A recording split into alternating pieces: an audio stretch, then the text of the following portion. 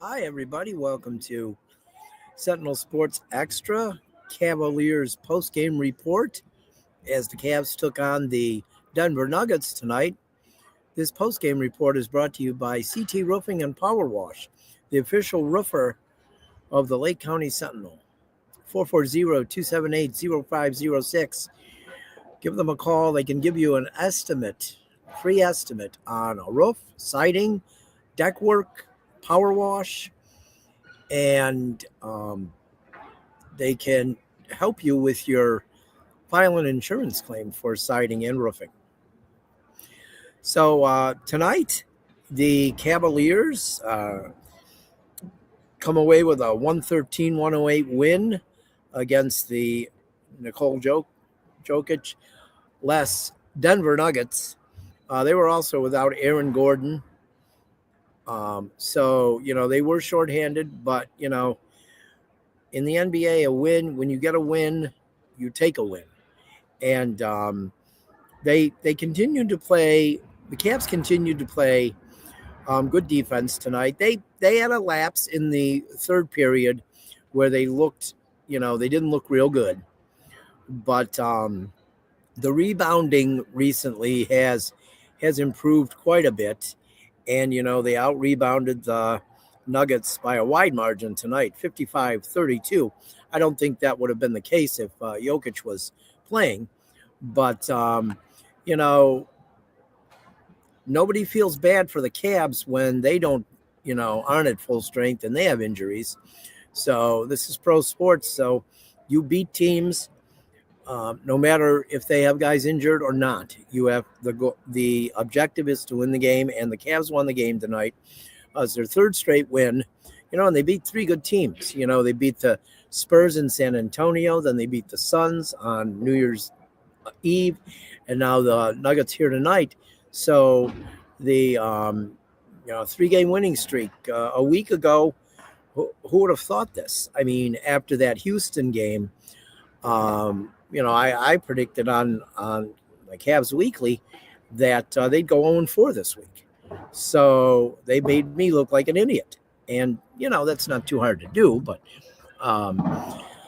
it was Jamal Murray had 34 points for the Nuggets tonight, but he only had 3 points in the fourth quarter. He had a 3 in the closing seconds. I think there was 5.3 seconds left. So he was non-existent in the fourth quarter, and I would have to think that was the Cavs' objective to shut him down. And they did, and, they ended up winning the game. So I think that, they have looked much better the last week. The Cavs were trailing by 5 going to the fourth quarter. Think about this, though. They played well on Christmas Day. I felt that game was taken from them. Calls overturned that shouldn't have been overturned. They played well enough to win that game. And, I've heard national people say the same thing. But they lost. And then they went to Houston and they played horrible. They just played horrible. And, Kenny Atkinson basically called him out in the postgame, and something happened. And they won 3 straight now. They're definitely playing better defense. I've been saying all year it's the defense. People always want to talk about offense, but the defense is what won them so many games last year and what will win them games in the playoffs. So seeing this, the defense improve is great. Jared Allen, 12 rebounds tonight, all defensive. Passed Larry Nance in that category. And, it was a great rebounding night for Allen. He's been criticized so much for not being aggressive, for being soft. I hate that word. I hate when people use that word about an athlete, a professional athlete too. Look, they didn't get to this level being soft. And most of the people that say that have never played. Some never played even at the high school level, but they like to throw the word around. So I'm glad anytime Jared Allen has success, and tonight was one of those nights. And Evan Mobley also, he had 11 rebounds. They only scored 8 points each, but they came up big rebounding tonight.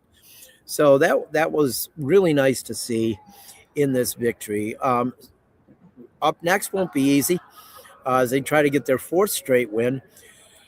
They host the Detroit Pistons here on Sunday at 2 o'clock here at Rocket Arena. The Pistons are 25-9. They're 12-6 on the road. Of course, they're first in the Eastern Conference and they're first in the Central Division. The Cavaliers defeated them on October 27th in Detroit, 116-95. The Cavs forced 26 turnovers in that game. And Donovan Mitchell scored 35. Allen scored 20. And, the Cavs did not have Darius Garland that night in that first meeting. So the Pistons, they were basically healthy. The Pistons got off to a 15-2 start. They won 13 in a row after they lost to the Cavs. But they're 10-7 in their last 17. The Cavs are 8-9 in their last 17. They have lost 3 of their last 4 games, and 2 of them were to a couple struggling teams, the Utah Jazz and the Los Angeles Clippers.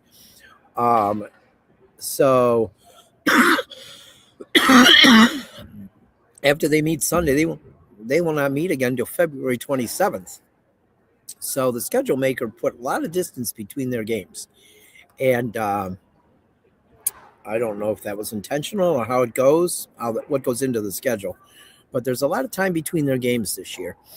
And the Cavaliers, they beat them good in Detroit in October. Detroit's going to want to come in here and win. The Cavs need to continue to play this type of defense like they've played the last 3 games, and they should beat Detroit.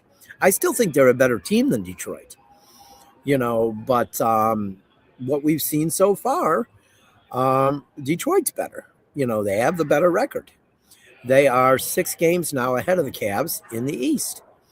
And can the Cavs make up that 6-game deficit? Absolutely they can. That can start Sunday, making up a full game. But that will be 2 o'clock. J.B. Bickerstaff, I still am convinced he'll work his magic. And the Pistons will get bounced in the first round of the playoffs. I'm sticking with that. So, but we'll see you before the game on Sunday. And probably around noon, somewhere in there for the pregame. But everybody have a good night. Again, good news. Cavs win 113-108.